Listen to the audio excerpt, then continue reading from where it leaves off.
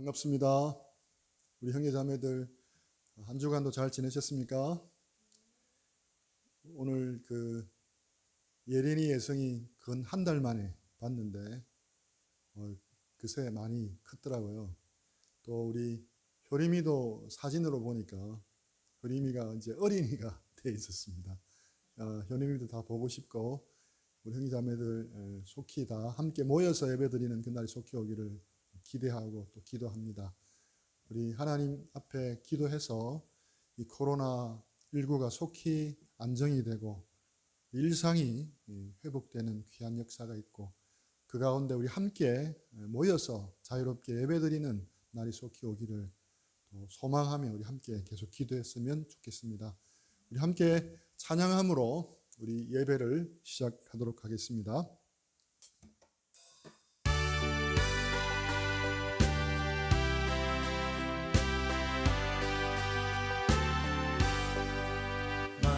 입이 내게 있으면 그 입 다가지고 내 구주 크신 은총을 늘 찬송하겠네. 내 은혜로신 하나님 날 도와주시고 그 크신 영광 널리 펴달게 하소서. 내 주의 귀한 이름이 날 위로하시고 이 귀의 음악 같으니 참 미약되도다. 내 죄의 권세 깨뜨려 그 결 바꾸시고 이 주한 마음을 비로소 고정케 하셨네.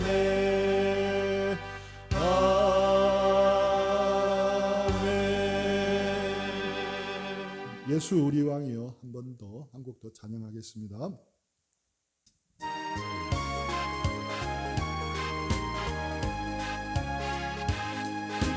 예수 우리 왕이여 이곳에 오셔서 우리가 왕께 드리는 영광을 받아주소서. 우리는 주님의 백성, 주님은 우리 왕이라. 왕이신 예수님 오셔서 좌정하사 다스리소서. 예수 우리 주시여 이곳에 오셔서 우리가 주께 드리는 찬양을 받아주소서. 우리는 주님의 종들, 주님은 우리 주시라. 주 대신 예수님 오셔서 이 찬양을 받아주소서.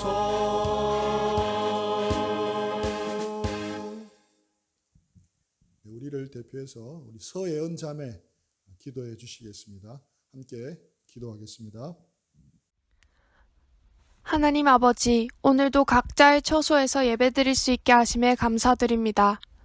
또한 전 세계적으로 코로나라는 질병과 싸우고 있는 가운데서도 저희와 저희가 사랑하는 사람들의 안전과 건강을 지켜주심에 감사드립니다. 원하건대 코로나 사태가 속히 종결되고 사회 시스템과 생활이 안정화될 수 있도록 은혜 베풀어 주세요. 또한 그 가운데서도 질병을 두려워하지 않고 오직 하나님 한 분만 경외하고 두려워하도록 저희 마음을 굳게 붙잡아 주세요. 곧 목사님께서 말씀을 전하십니다. 말씀 가운데 임하셔서 진리를 저희에게 들려주시고 깨달을 수 있도록 은혜 베풀어 주세요. 진리를 알지니 진리가 너희를 자유롭게 하리라. 요한복음 8장 32절의 말씀처럼 하나님의 달고 오묘한 그 말씀의 깊이를 알게 해주시고 세상적 기준이 아니라 하나님 나라의 기준으로 살아갈 수 있도록 도와주세요. 또한 저번 주일 설교에서 목사님이 말씀하신 것 같이 죄란 특정 행위가 아니라 주님의 선하심을 의심하는 모든 상황임을 고백합니다. 삼위일체 되신 주님은 언제나 저희를 사랑하셨고 한순간도 버린 적이 없으시며 저희를 위해 십자가를 지셨습니다. 이를 매 순간 기억하며 주님의 신실하심과 선하심, 아버지 되심을 굳게 믿고 함부로 정죄하거나 남을 비난하지 않게 해주세요. 이 기도를 주님께 부탁드립니다. 감사합니다. 예수님 이름으로 기도드립니다. 아멘.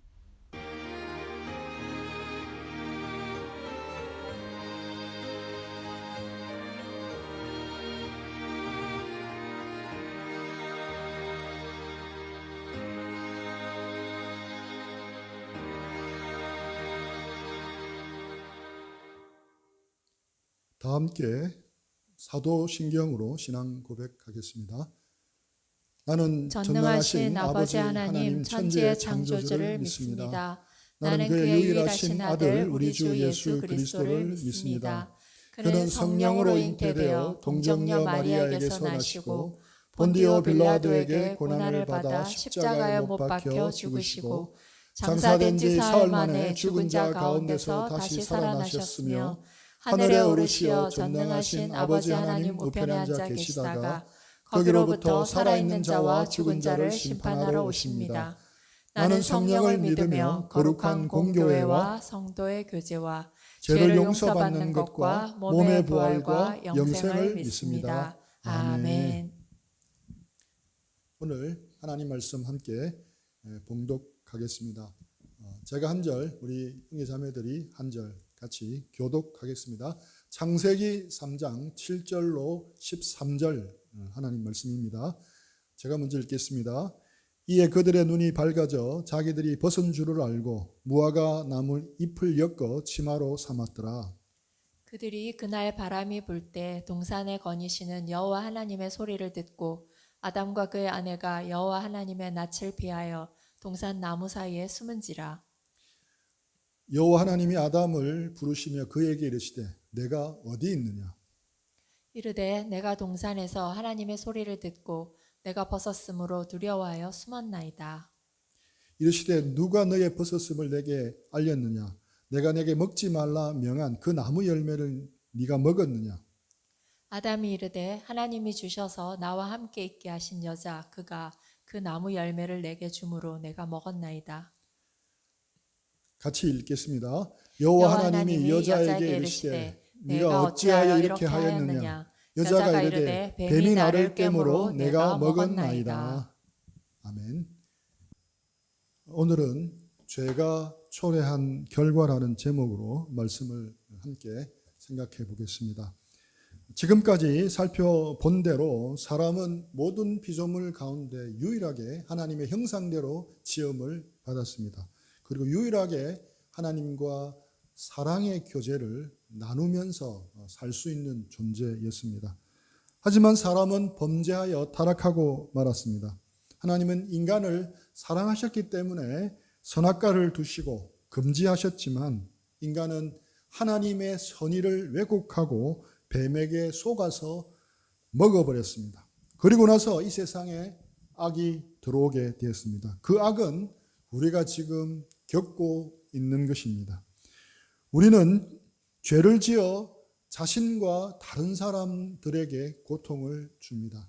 또한 다른 사람이 지은 죄 때문에 우리가 고통을 당하기도 합니다. 인간이 범죄한 결과 겪는 고통이 무엇인지 오늘은 세 가지만 살펴보도록 하겠습니다. 첫 번째, 죄로 인해 인간관계가 다 깨어져 버립니다. 가장 먼저는 첫사람 아담과 하와의 관계가 깨어져 버립니다. 창세기 3장 7절입니다. 이에 그들의 눈이 밝아져 자기들이 벗은 줄을 알고 무화과 나무 잎을 엮어 치마로 삼았더라. 뱀이 하와에게 선악과를 먹으라고 하면서 약속해 준 게 무엇이었습니까? 창세기 3장 5절에 보면 너희 눈이 밝아져 하나님과 같이 되어 선악을 알게 될 것이라고 약속해 주었습니다. 그런데 그 결과는 무엇이었습니까? 선악을 알게 된 것이 아니라 자기들의 벗은 것을 알게 되었습니다. 욕심 때문에 사기를 당한 겁니다. 자기들이 벗은 줄을 알게 되었다는 말이 그러면 무엇을 의미하겠습니까?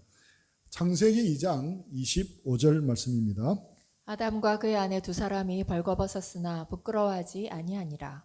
이 말씀은 인간이 죄를 짓지 않았다면 늘 옷을 입고 다니지 않았을 거다, 그런 의미는 아닙니다. 아담과 하와는 서로를 완전히 신뢰하고 사랑했습니다. 그랬기 때문에 아담, 하와는 서로에게 어떤 부끄러움이나 두려움이나 경계심을 느끼지 않았던 겁니다. 그러나 그들이 선악과를 먹고 난 이후에는 이 관계가 다 깨어져 버렸습니다. 그들은 서로의 몸을 보고 부끄러움을 느꼈는데 이것은 죄책감이나 단절 같은 것들을 느꼈다는 상징적인 표현입니다. 그래서 그들은 무화과 나무 잎을 엮어서 치마를 만들어 입게 됩니다. 이는 그들 사이에 담이 생겼다는 것을 의미합니다. 이러한 담으로 인해 그들의 관계가 어떻게 벌어지고 있는지 계속 살펴보겠습니다.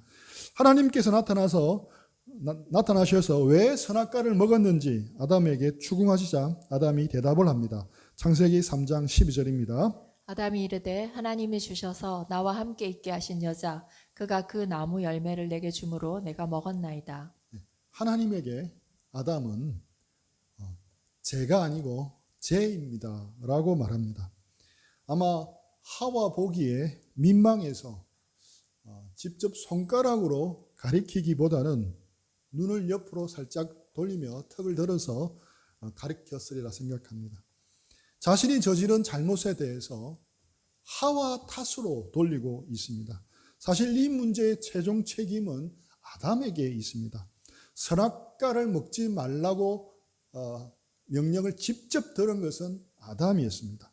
아담이 하와에게 일러주고 잘 지킬 수 있도록 돌볼 책임이 있었습니다. 하지만 아담은 제가 아니고 제입니다라고 말하고 있습니다. 얼마 전에 아담은 하와를 보면서 너는 내 뼈 중에 뼈요 살 중에 살이라고 노래를 했습니다. 그때는 한 몸이었습니다. 같은 1인칭이었습니다. 그런데 범죄하고 난 이후에 이 말씀이 갑자기 그 여자로 바뀝니다. 3인칭으로 1인칭에서 3인칭으로 바뀐 겁니다. 최초의 인간관계를 할 수 있는 아담과 하와의 관계가 깨어지기 시작하고 있습니다. 우리 창세기 3장 16절 읽어주시겠습니까? 또 여자에게 이르시되 내가 네게 임신하는 고통을 크게 더하리니 내가 수고하고 자식을 낳을 것이며 너는 남편을 원하고 남편은 너를 다스릴 것이니라 하시고. 이 말씀은 죄를 지은 인간에게 하나님께서 내리는 형벌의 일부입니다. 너는 남편을 원하고 남편은 너를 다스릴 것이니라 라고 말씀하고 있습니다. 이 말씀을 우리가 언뜻 보면 여자는 남편을 사모하며 사랑하기만 해야 하고 남편은 아내를 지배하고 다스리라 라는 남녀 차별적인 명령으로 보입니다. 그러나 이 말씀은 명령이 아닙니다. 죄를 지은 비참한 결과를 말해주고 있습니다. 여기서 원하고라는 말은 히브리 구문에서 지배하다는 말의 의미와 가깝습니다. 즉 이 말씀은 여자는 남자를 지배하려고 하지만 남자 역시 너를 지배하려 할 것이다 라는 뜻이 됩니다. 즉 여자가 남자를 향해 지배하려는 욕망을 가지게 됩니다. 남편 역시 아내 위에 군림하려는 독재자적 욕망을 가지게 됩니다. 서로를 사랑하도록 창조된 남자와 여자의 관계가 이제는 서로를 향해 맹렬히 투쟁하는 그런 관계가 되어버립니다. 지금 우리 사회가 앓고 있는 남성 혐오, 여성 혐오는 최근에 큰 사회적 이슈가 되고 있는데 그 기원이 바로 인간의 범죄에서 시작된 것입니다. 이는 오랜 인간 역사 내내 이어져 내려온 비극이었습니다. 남자와 여자의 관계만 깨어진 게 아니었습니다. 모든 인간관계가 서서히 깨어져 버립니다. 창세기 4장에 보면 가인이 아벨을 죽입니다. 형제가 형제를 죽인 겁니다. 그리고 4장 19절로 내려가면 열흘 대를 지나 라멕이라는 인물이 등장합니다. 우리 창세기 4장 23절 말씀입니다. 라멕이 아내들에게 이르되 아다와 실라여 내 목소리를 들으라. 라멕의 아내들이여 내 말을 들으라. 나의 상처로 말미암아 내가 사람을 죽였고 나의 상함으로 말미암아 소년을 죽였도다. 여기서 소년이라고 번역된 히브리 단어는 1차적으로 아들이라는 의미를 가지고 있습니다. 그렇다면 인간의 죄로 인한 살인은 가인이 아벨을 죽이는 형제 살인을 넘어서서 아들까지 죽이는 데까지 이른 것입니다. 성경은 이 작은 집안의 가계를 통해서 인간 전체가 어떻게 타락해어 가는 것을 보여주고 있습니다. 이렇게 타락한 인간의 역사를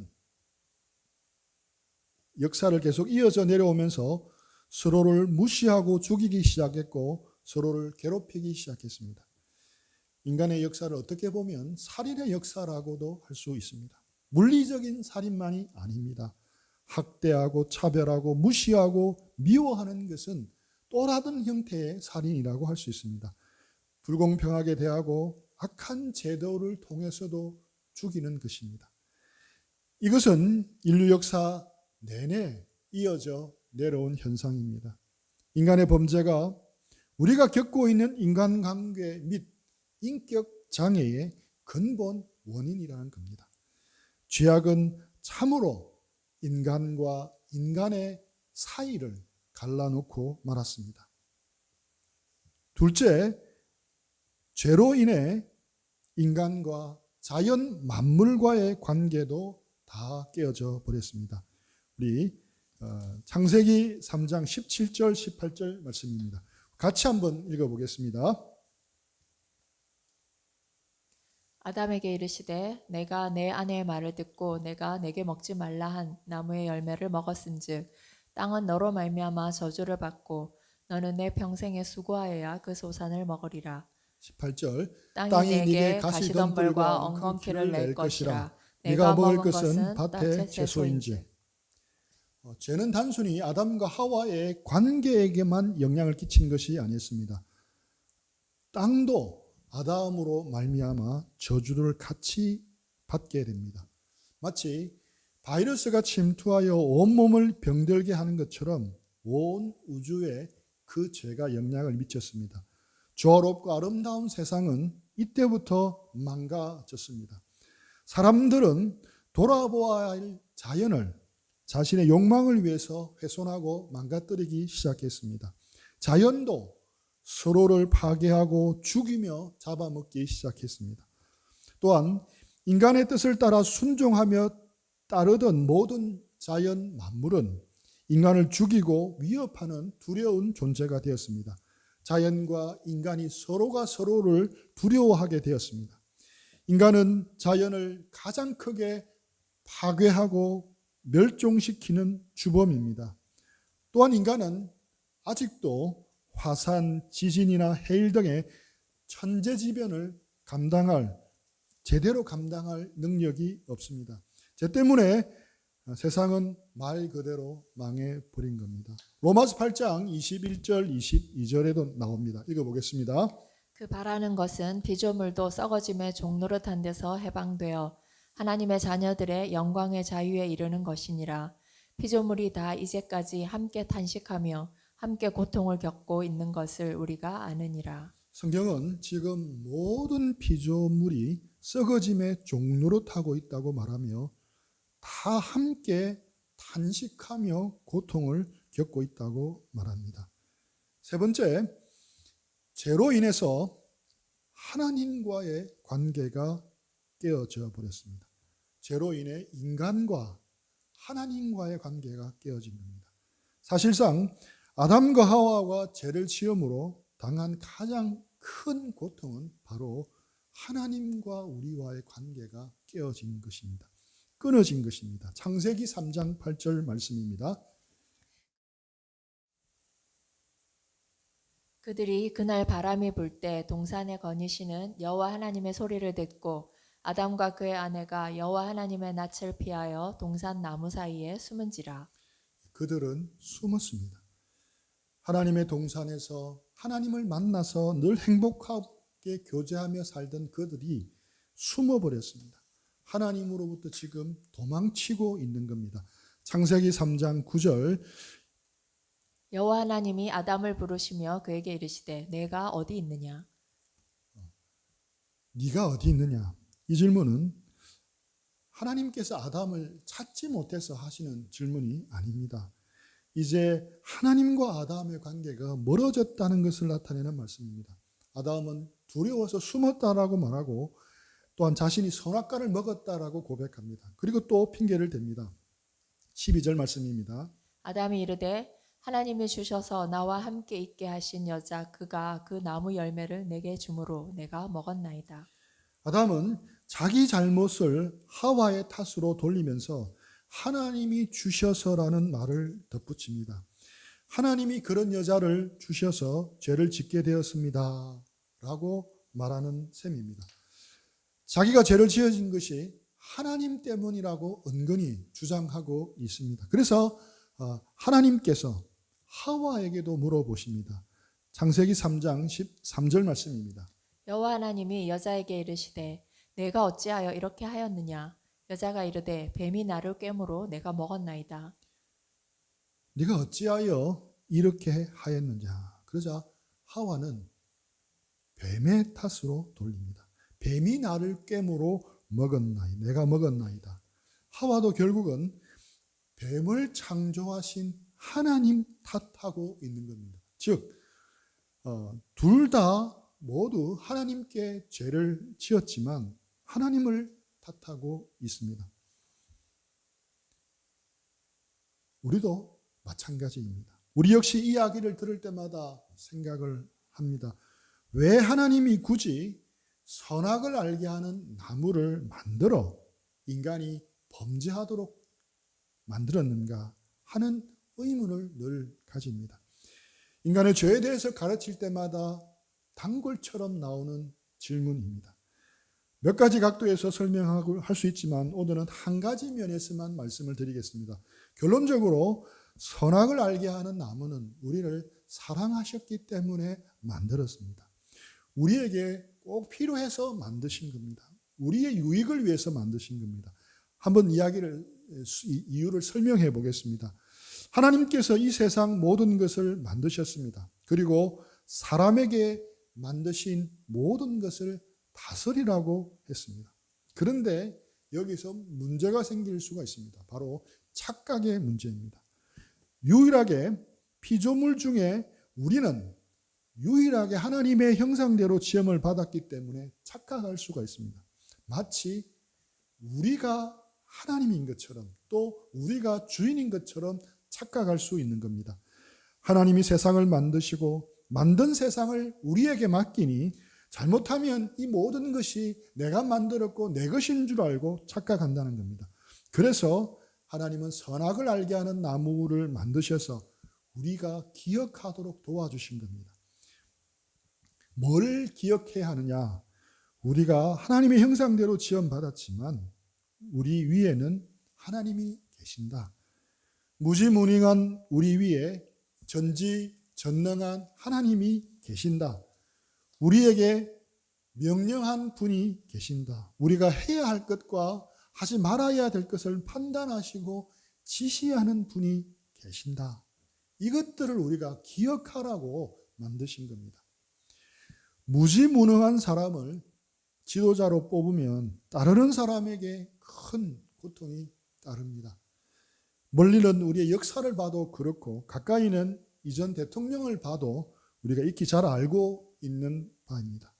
마찬가지로 전지전능한 사랑의 하나님을 제쳐두고 무지무능한 우리가 우리의 삶의 주인이 되어서 우리의 삶의 모든 것을 결정하고 다스린다면 그것은 축복이 아니라 재앙이라고 할 수 있습니다.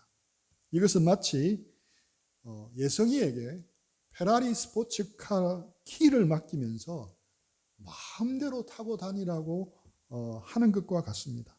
수십억을 호가하는 정말 놀라운 선물을 받는 것이 축복같이 보이지만 예성이가 직접 운전을 해야 한다면 분명 자신뿐만 아니라 다른 사람에게까지도 큰 위험이 될 수가 있습니다. 그래서 무지무능한 우리 위에 전지전능한 하나님이 계시다는 것을 상기시켜 줄 필요가 있었습니다. 그래서 선악을 알게 하는 나무를 만드신 겁니다. 이 하나님의 의도를 안다면 우리는 함부로 왜 하나님이 선악과를 만드셨는가 원망해서는 안 됩니다. 하나님이 먹을 것도 없는데 손대지 말라고도 하신 것도 아닙니다. 온갖 먹을 것이 천지백가리로 있는데 오직 나무 하나를 정해놓고 먹지 말라고 하신 겁니다. 우리 하나님은 인색한 하나님이 아닙니다. 야박한 하나님이 아닙니다. 먹을 것이 넘치는데 그 중에 이것만 먹지 말라고 하신 것이 아닙니다. 이것만 먹지 말라고 했습니다. 그 이유는 너는 하나님이 아니다. 네 위에 하나님이 계시다. 네가 피조물이다. 네가 순종해야 할 분이 계신다. 이걸 기억하라고 하나님이 선악을 알게 하는 나무를 주신 겁니다. 이런 이유로 생각한다면 하나님께서 선악과를 주신 이유는 아담과 하와를 사랑해서였습니다. 그래야 모든 관계가 다 깨어져 버렸습니다. 모든 인간관계가 다 깨어져 버렸습니다. 자연과의 관계도 다 깨어졌습니다. 그리고 무엇보다도 하나님과 인간의 관계마저 다 깨어져 버려서 인간은 하나님과 원수가 되고 말았습니다. 그 결과 아담과 하와는 에덴 동산에서 추방을 당합니다. 자신들로 죄로 인해서 동산에서 즐길 수 있는 모든 권리들을 다 빼앗겨 버렸습니다. 그리고 그들의 후손 모두는 하나님께서 원래 주셨던 교제와 하나됨이라는 행복한 상태로부터 쫓겨나서 단절과 고독의 세계로 들어갑니다. 기쁨의 동산, 에덴 동산이 신락원, 즉 로스트 파라다이스가 되어버린 겁니다. 이제 아담은 하나님을 잃어버렸기 때문에 자기 스스로가 하나님이 되려고 합니다. 선악과를 먹지 않겠다는 것은 곧 자신 위에 하나님이 있다는 것을 인정하는 선택이었는데 그거를 포기하니 이제는 스스로가 하나님이 되어야 합니다. 그는 자신을 위하여 모든 것을 결정하고 자신을 위해 살고 자신이 자신의 하나님으로 살아가야 했습니다. 그러나 그는 참되신 삼위의 하나님처럼 전능하지도 않았고 지혜롭지도 못했습니다. 그는 전능하신 하나님의 도우심이 없이는 사실 한순간도 살아갈 수 없는 연약하고 유약한 존재였습니다. 전지전능한 하나님이 아니라 무지무능한 인간이 이렇게 자기가 하나님이 되어야 한다는 것은 그 자체가 고통이었습니다. 이러한 죄의 모습은 아담과 하와에서만 찾을 수 있는 것이 아닙니다. 그 아담과 하와의 재성을 이어받은 우리도 동일합니다. 우리가 살아가고 있는 이 세대는 철저하게 나는, 나의, 나를, I, my, me, 이게 중심이 되는 미 제너레이션입니다. 하나님의 왕자를 우리 스스로가 꿰차고 앉아버렸습니다. 우리는 자기 중심적인 사고방식에 깊이 물들어 있습니다. 세상은 언제나 나 중심으로 돌아가기를 원합니다. 모든 것을 자기 중심적으로 이해하고 생각합니다.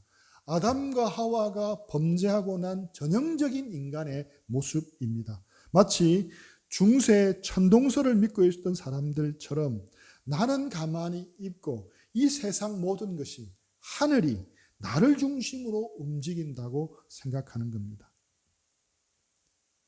예수님 믿는 사람은 그러면 어떻겠습니까? 그렇게 큰 차이가 없는 것처럼 오늘날은 느껴집니다. 기독교 신앙 역시 철저히 자기 중심적 욕망을 종교적으로 포장해주는 그래서 그걸 포장해서 채워주는 것으로 변질되어 가고 있다고 느껴집니다. 자기 중심, 자기에 몰입한 그리스도인들이 너무 많습니다. 정직하게 우리도 우리 자신을 돌아보아야 합니다. 이렇게 살아가는 것은 결코 행복이 아니라 고통입니다. 무지무능한 우리가 우리의 인생의 중심이 되면, 내가 중심이 되면, 자기를 사랑하면 그것은 고통이 될 수밖에 없습니다. 우리 디모데후서 3장 1절로 4절 말씀입니다. 읽어주시겠습니까? 너는 이것을 알라. 말세에 고통하는 때가 이르러 사람들이 자기를 사랑하며 돈을 사랑하며 자랑하며 교만하며 비방하며 부모를 거역하며 감사하지 아니하며 거룩하지 아니하며 무정하며 원통함을 풀지 아니하며 모함하며 절제하지 못하며 사나우며 선한 것을 좋아하지 아니하며 배신하며 조급하며 자만하며 쾌락을 사랑하기를 하나님 사랑하는 것보다 더하며. 마지막 때에 두드러지게 나타나는 세 가지 사랑이 있습니다. 뭡니까? 자기 사랑, 돈 사랑, 쾌락 사랑입니다. 그런데 가만히 생각해 보면 이 세 가지 종류의 사랑의 뿌리는 바로 자기 사랑입니다. 그런데 이런 사랑, 이런 자기 사랑의 결과는 고통이라고 성경은 말하고 있습니다. 너는 이것을 알라. 말세에 고통하는 때가 이르러라고 말씀하는데, 여기서 고통하는 이라는 번역된 헬라어는 끔찍한, 암울한, 무서운, 공포로 가득한, 사나운 등으로 번역될 수 있는데, 신약 성경에는 이 구절 외에 딱 한 번 더 나옵니다. 이 고통하는 단어가 사용된 다른 한 곳은 바로 마태복음 8장 28절입니다. 또 예수께서 건너편 가다라 지방에 가심에 귀신 들린 자 둘이 무덤 사이에서 나와 예수를 만나니 그들은 몹시 사나워 아무도 그 길로 지나갈 수 없을 지경이더라. 이 구절에 사용된 사나워라는 단어는 바로 고통하는 단어와 동일한 단어입니다. 여기서 이것을 염두에 두고 이 말씀, 말세에 고통하는 때가 뭘 의미하냐 생각해 본다면 더 구체적으로 이렇게 그걸 연상해 볼 수가 있습니다. 우리 마태복음 말씀을 제가 한번 생각을 해 보겠습니다. 예수님 당시 외떨어진 산길에 있는 무덤을 한번 상상해 보십시오. 그 사이로 귀신 들린 두 사람이 어슬렁거리며 밤낮 없이 괴성을 질러댑니다. 이때 그곳을 지나가지 않고는 동네로 들어갈 수가 없는데, 귀신 들려 몹시 사나운 두 사람이 지금 무덤 사이를 어슬렁거리고 있습니다. 사나운 짐승처럼 보입니다. 귀신 들려 미친 사람이기 때문에 이성적으로 통제가 되지 않습니다. 잘못하다가 잡히기로 하는 날에는 큰 위험한 상황에 빠지게 됩니다. 그 길을 지나가야 하는 사람에게는 공포 그 자체였습니다. 상상해도 소름이 끼치는 일이었습니다. 말세에 고통하는 때라는 의미가 바로 이처럼 이런 의미입니다. 거칠고 사납고 무섭고 두려운 시대를 의미하는 겁니다. 성경은 우리가 지금 살아가고 있는 이 시대가 거칠고 사납고 무섭고 두려운 시대라고 표현하고 있습니다. 범죄하여 하나님을 떠난 인간들이 이루는 사회의 모습입니다. 지금 우리가 살아가고 있는 이 땅, 이곳의 모습이기도 합니다. 말씀을 마무리하겠습니다. 지금 온 나라가 코로나19 때문에 고통을 겪고 있습니다. 확진자들, 또 환자들, 또 그 가족들, 수고하고 정말 애쓰고 있는 의료진들과 관계 공무원들, 또 코로나19로 말미암아 얼어붙은 경제로 인해서 고통을 당하고 있는 일용직 노동자들, 자영업자들, 이 모든 분들이 겪는 어려움들이 날마다 가중되고 있는 실정입니다. 쉽게 끝이 보이지 않아서 더 염려가 되는 상황입니다. 이제 이 고통은 우리나라를 넘어서 미국과 유럽과 중동과 또 인도와 동남아시아와 아프리카까지 포함해서 온 세계로 퍼져가고 있습니다. 가난한 나라일수록 코로나19로 인해서 참 당하는 그 희생자가 기하급수적으로 늘어날 것 같아서 더욱 염려가 됩니다. 지금 우리에게 있는 가장 긴급하고 시급하고 또 중대한 문제는 이 코로나19를 다 함께 힘을 모아서 극복하는 겁니다. 그러나 우리가 사는 이 세상은 코로나19만이 문제가 아니라는 사실도 그리스도인 우리는 기억해야 합니다. 한국은 코로나로 인해서 사망자가 지난 금요일 기준으로 139명인데 두 달이 채 안 된 상황인데 그래도 정말 놀라운 기적같이 선방을 한 케이스지만 그래도 많은 숫자입니다. 그런데 정말 비교하기가 조심스럽지만 지난 2개월 동안 우리 주변에서 자살로 세상을 떠난 사람이 몇 명인 줄 혹시 아십니까? 2,250명입니다. 하루에 37명 정도가 자살로 세상을 떠나가고 있습니다. OECD 국가에서 압도적으로 1위를 차지하고 있습니다. 이뿐만 아닙니다. 우리나라는 정말 많이 발전했지만 정치, 경제적인 불평등, 교육의 불평등, 자녀 문제, 또 이혼 문제 등등을 포함한 가정 문제, 여러 문제들을 또 가지고 있고 또 그 병폐들이 가득합니다.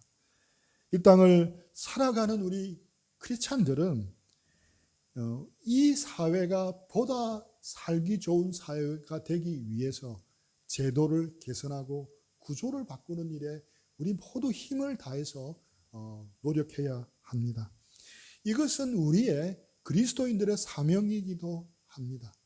또한 믿음의 귀한 선배들이 이런 사명들을 잘 이루어냈기 때문에 오늘날 그래도 이만큼 우리가 누리는 것이라 생각합니다. 하지만 가장 근본적인 문제에 대해서는 우리가 짚고 넘어가야 합니다. 가장 근본적인 문제는 뭐냐면 우리 속에 있는 죄성입니다. 그것은 우리가 잊어서는 안 됩니다. 구조와 제도의 개선이 진정한 해결책이고 정답이었다면 예수님이 이 땅에 오셔서 구조를 바꾸고 제도를 개선하는 일을 위해서 헌신하시다가 그러다가 성천하셨을 것입니다. 또한 탁월한 교육과 가르침을 통해서 사람들이 바뀌고 이 사회가 바뀐다면 예수님이 이 땅에 오셔서 정말 놀라운 능력을 보여가면서 사람들을 가르치시고 훈련시키셨다가 그리고 성천하셨을 것입니다. 굳이 예수님이 십자가를 지실 필요가 없었을 것입니다. 하지만 예수님은 인간의 죄 문제가 가장 근본 원인임을 아셨습니다. 그래서 십자가를 지는 길을 선택하신 겁니다. 인간의 죄 문제를 해결하고 인간의 죄성을 바꾸는 유일한 방법은 십자가에서 대신 죽으시고 부활하는 방법뿐임을 아셨습니다. 예수 그리스도의 이 복음으로 사람들이 바뀌는 것은 더디지만 유일한 또 근본적인 해결책입니다. 예수 그리스도의 복음이 사람들을 바꾸는 그런 일들이 진정한 기독교의 모습이라 생각합니다.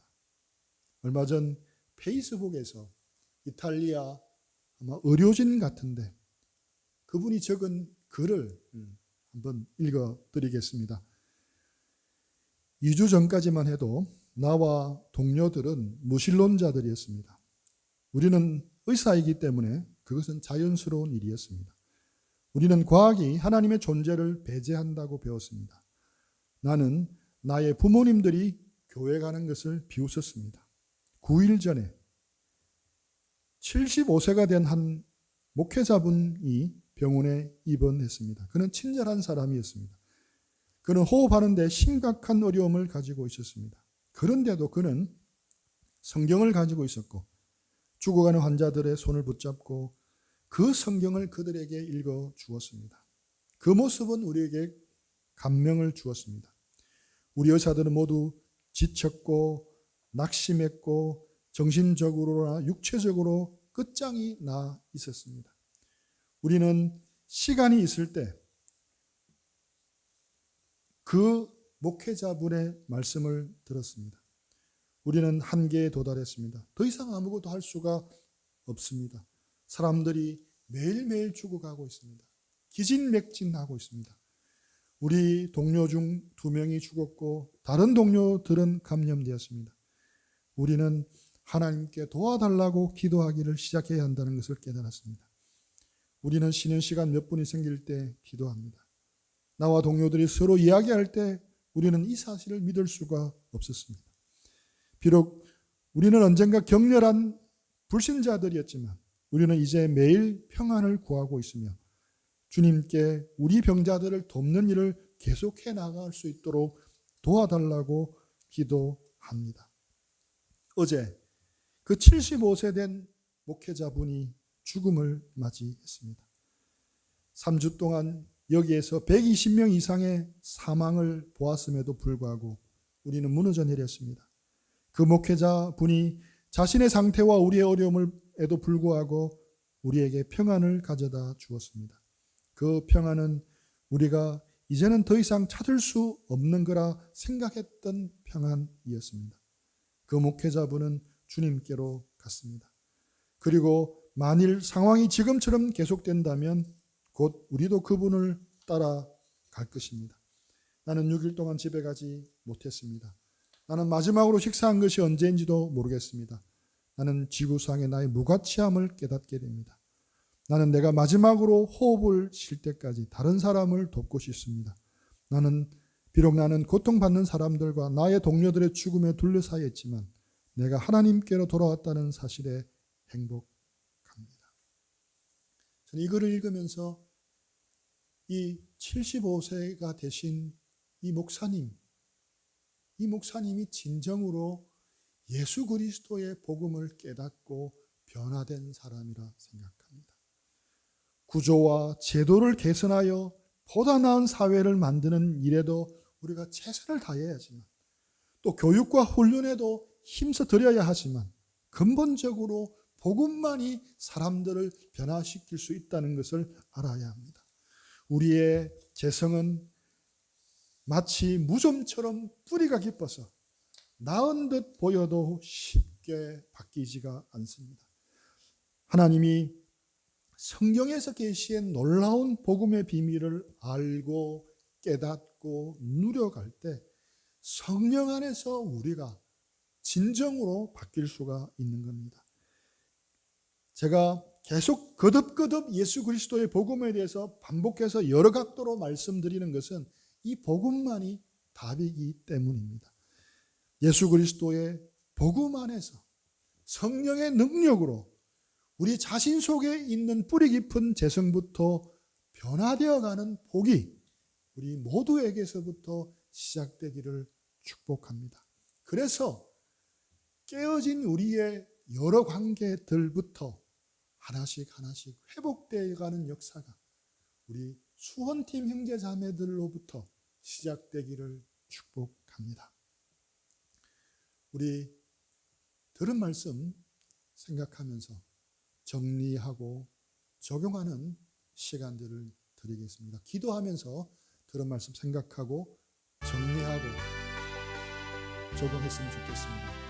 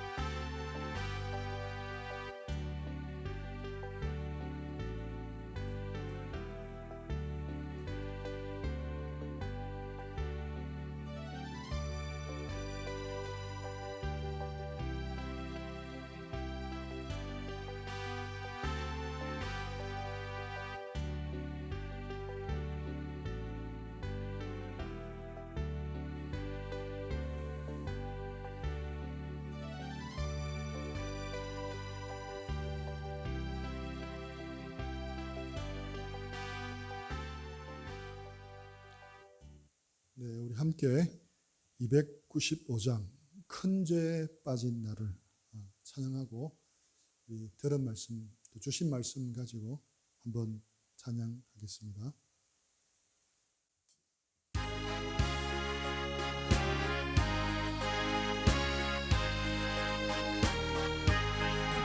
큰 죄에 빠진 나를 주 예수 건지사 그 넓은 품에 다시 품으신 은혜를 저 바다보다 깊고 저 하늘보다 높다 그 사랑 영원토록 나 찬송하리라.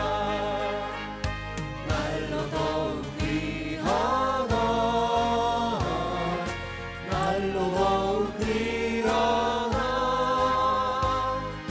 한이 없이 넓은 우리 주의 사랑 날로 더욱 귀하다. 옛날에 유대 땅에 주 예수 다닐 때 그 은혜 받으려고 큰 무리 모였네.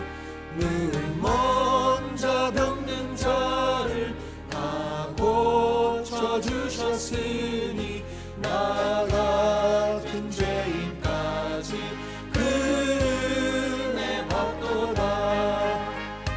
날로 더욱 귀하다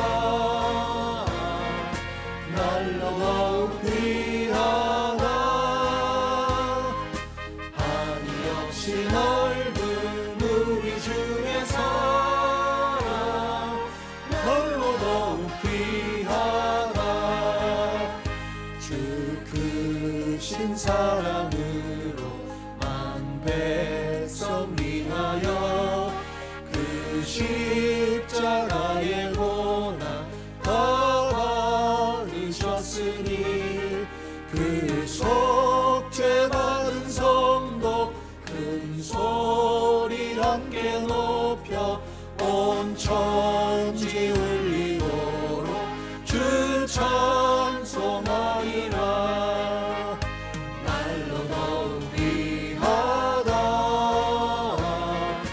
날로 더욱 귀하다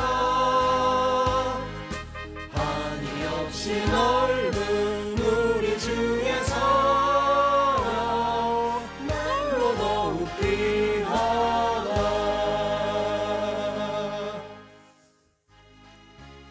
우리 들은 말씀 생각하면서 한번 같이 한 목소리로 기도했으면 좋겠습니다. 먼저는 코로나19로 말미암아 어려움을 겪고 있는 모든 분들을 위해서 하나님께서 속히 해결해 주시고 고쳐주시고 이 땅을 고쳐주시도록 한번 기도했으면 좋겠고, 또 하나님께서 우리 속에 있는 그 죄성을 변화시킬 수 있는 유일한 방법은 예수 그리스도의 복음과 성령의 능력 부림을 기억하고, 또 그래서 그 복음의 능력으로 복음을 깨닫고 누림으로 우리가 깨어진 인간관계, 또 자연과의 관계, 하나님과의 관계가 회복되는 그런 귀한 역사가 우리로부터 시작되도록, 그 75세 된 이탈리아 그 목사님처럼 우리 속에도 진정으로 예수 그리스도의 복음으로 말미암는 놀라운 변화들이 일어나도록 우리 한번 같이 기도했으면 좋겠습니다.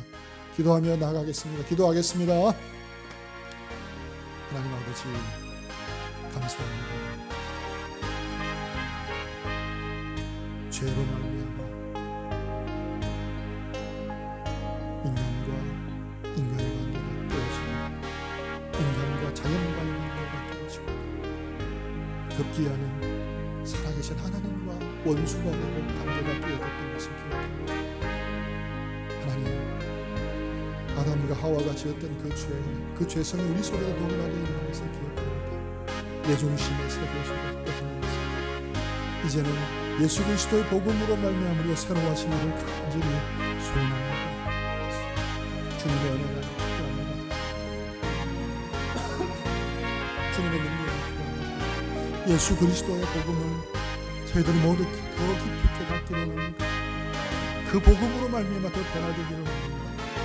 그 복음을 더 누려가기를 원합니다. 세상이 감당하고 이해할 수 없는 그런 변화가 우리들 속에서 일어날 수 있도록, 우리들 속에서 시작되도록 주님 역사해 주시고 인도하여 주시옵기를 간절히 원합니다. 주님의 은혜 앞에서, 주님의 복음 앞에서 제가 새로워지기를 원합니다. 새롭게 살기를 원합니다. 주님 도와주시고 함께하여 주시고 인도하여 주시옵소서. 주여 도와주시옵소서. 아버지 하나님 은혜를 감사합니다.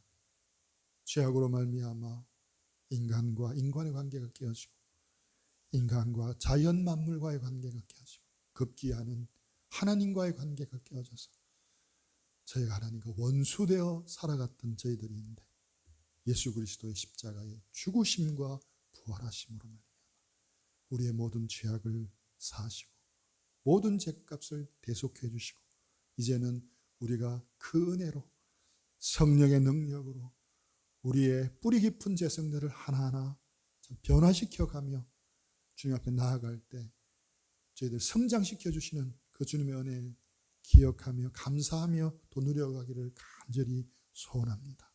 예수 그리스도의 복음으로 말미암는 변화들이 우리 수원팀 형제자매들부터 시작돼서 변화되고 증거되어지는 귀한 역사가 있도록 은혜 베풀어 주시옵기를 간절히 원합니다. 코로나19로 어려움을 겪고 있는 수많은 사람들 주께서 기억해 주시고 하나님 불쌍히 여겨주셔서 이 나라, 이 민족, 또 온 세상을 긍휼히 여겨주시고 하나님 속히 참 고쳐주시고 회복시켜 주시옵기를 간절히 원합니다. 하나님 아버지, 저희가 부족한데 날마다 저희들에게 주신 이 복음의 놀라운 비밀을 더 깨달아 알아갈 수 있도록 오늘 한 주도 붙드시고 평강 가운데 함께 해주시옵기를 간절히 원합니다. 지금은 우리 주 예수 그리스도의 은혜와 하나님 아버지의 놀라우신 사랑과 성령의 감화, 감동, 교통하시는 은혜가 예수 그리스도의 복음으로 말미암아 죄를 이기고 죄성을 이기고 살아가기를 원하는 우리 수원팀에 속한 모든 형제 자매들 위해 지금부터 영원토록 함께 있기를 간절히 축원하옵나이다.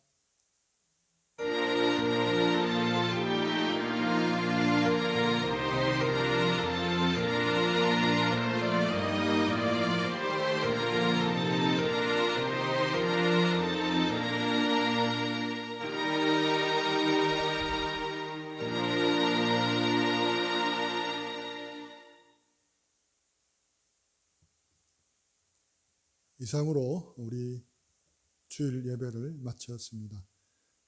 지난주와 동일하게 함께 드리는 예배는 이제 마쳤지만 우리 각자의 삶 속에서 드리는 각자의 삶의 예배가 남았습니다. 시작되었습니다. 우리 한 주간도 어렵고 힘든 가운데서고 있지만 우리 하나님의 평강 가운데 또 이 어려움들을 잘 이겨나가시기를 축복합니다. 우리 이번 주에도 잘 지내시고 속히 함께 볼 수 있으면 좋겠습니다. 다들 보고 싶습니다.